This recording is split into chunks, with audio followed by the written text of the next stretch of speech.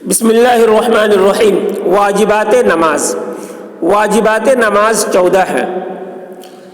یہ 14 چیزیں نماز میں واجب ہیں۔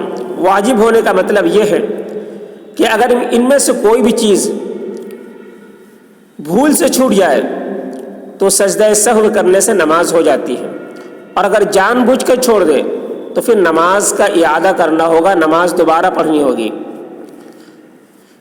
نمبر 1، فرض نماز کی پہلی 2 رکعت کو قرأت کے لیے مقرر کرنا، یعنی فرض نماز کی پہلی 2 رکعت میں قرأت کرنا یہ واجب ہے۔ سری نماز ہے تو آہستہ قرأت ہوگی، ظہری نماز ہے تو زور سے قرأت ہوگی۔ پہلی 2 رکعت میں قرأت کرنا واجب ہے۔ نمبر 2، فرض نماز کی تیسری اور چوتھی رکعت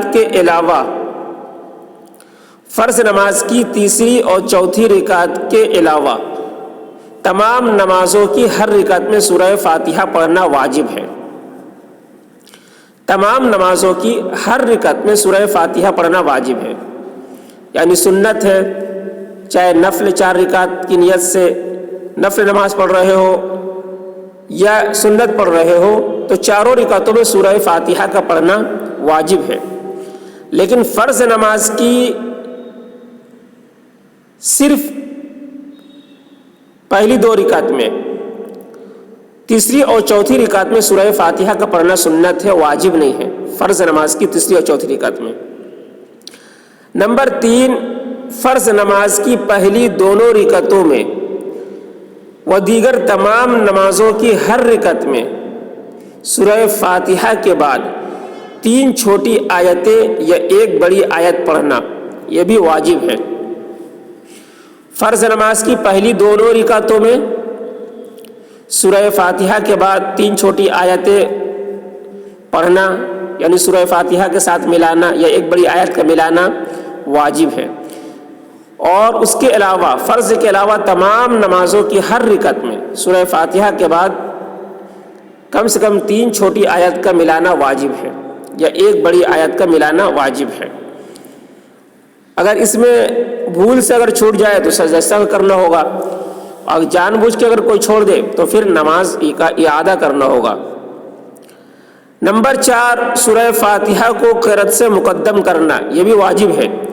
سورہ فاتحہ کو پہلے پڑھنا، پھر سورہ کو اس کے بعد پڑھنا یہ بھی واجب ہے۔ نمبر 5، قرأت، رکوع، سجدہ اور رکعت میں ترتیب قائم رکھنا۔ یہ ترتیب میں الٹ پھیر ہو جائے تب بھی سجدہ سہو کرنا ہوگا۔ پہلے قرأت کرنا ہے قیام کھڑے ہو کر، پھر رکوع ہونا ہے، پھر سجدہ کرنا ہے، اور رکعت جس طریقے سے جو طریقہ ہے، جو ترتیب ہے نماز پڑھنے کے، جو طریقہ ہے، جو ترتیب ہے، اس ترتیب سے نہ پڑھنا۔ پہلے قیام ہے، پھر رکوع ہے، پھر سجدہ ہے، تو یہ ساری ترتیب سے ہونی چاہیے۔ نمبر 6، قومہ کرنا۔ قومہ کرنا یہ بھی واجب ہے۔ قومہ کیسے کہتے ہیں؟ رکوع سے سیدھا کھڑا ہونے کو قومہ کہتے ہیں۔ رکوع سے سمیع اللہ لمن حمدہ بول کر کھڑے جو ہوتے ہیں اس کھڑے ہونے کو قومہ کہتے ہیں، تو یہ قومہ بھی واجب ہے۔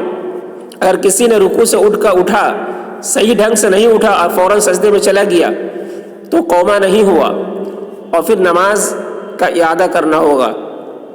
نمبر 7، جلسہ کرنا۔ جلسہ کہتے ہیں دونوں سجدوں کے درمیان سیدھا بیٹھنا۔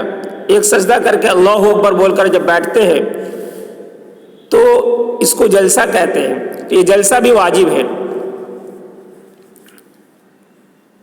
نمبر 8، تعدیل ارکان۔ تعدیل ارکان کہتے ہیں ہر رکن کو اطمینان سے ادا کرنا، یہ بھی واجب ہے۔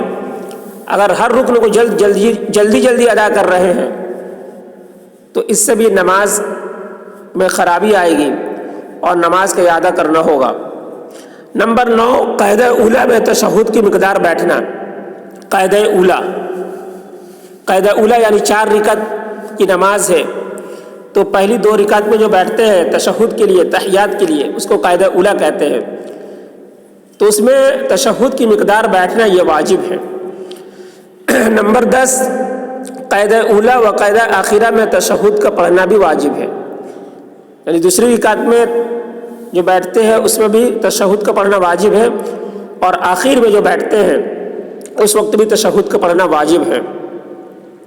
نمبر 11، نماز فجر، مغرب، عشاء، جمعہ، عیدین، تراویح اور رمضان شریف کے وطروں میں امام کو بلند آواز سے اور ظہر و عصر میں آہستہ قرأت کرنا یہ بھی واجب ہے۔